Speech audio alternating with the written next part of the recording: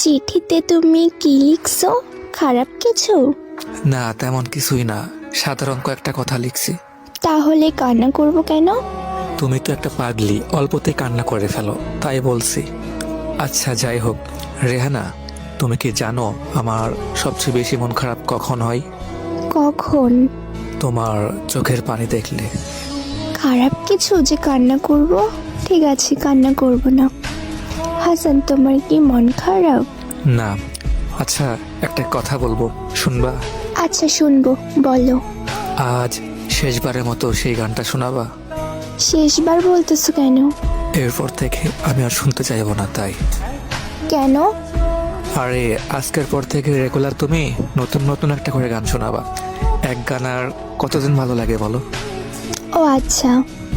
হ্যাঁ, আর শোনো, কখনোই মন খারাপ করবা না, ঠিক আছে? মন খারাপ করব কেন? না, এমনিতেই আর কি বললাম। তোমার কি হয়েছে আমাকে বলো প্লিজ। আরে পাগলি, তেমন কিছুই না। আচ্ছা ঠিক আছে, রাত অনেক হয়েছে, এখন ঘুমাও। আচ্ছা ঠিক আছে, তুমি ঘুমাও। আচ্ছা শোনো, বলো। অনেক ভালোবাসি তোমাকে। আমিও তোমাকে অনেক ভালোবাসি।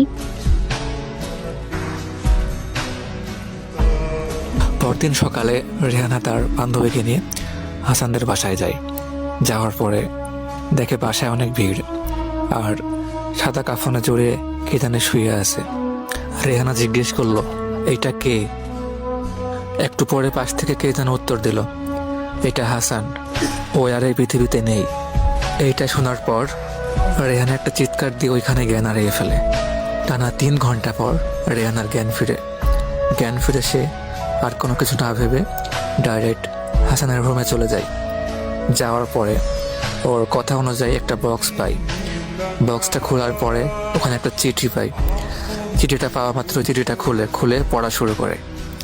চিঠিতে লেখা ছিল, রেহানা, আমি জানি তুমি কান্না করতেছো, কান্না করো না প্লিজ। আচ্ছা রেহানা, তোমার কি মনে আছে তুমি একটা শাড়ি পছন্দ করছিলা? তোমার কি মনে আছে, লাল রঙের? তখন আমার কাছে টাকা ছিল না, সেই জন্য ওই সময় আমি কিনে দিতে পারি নাই।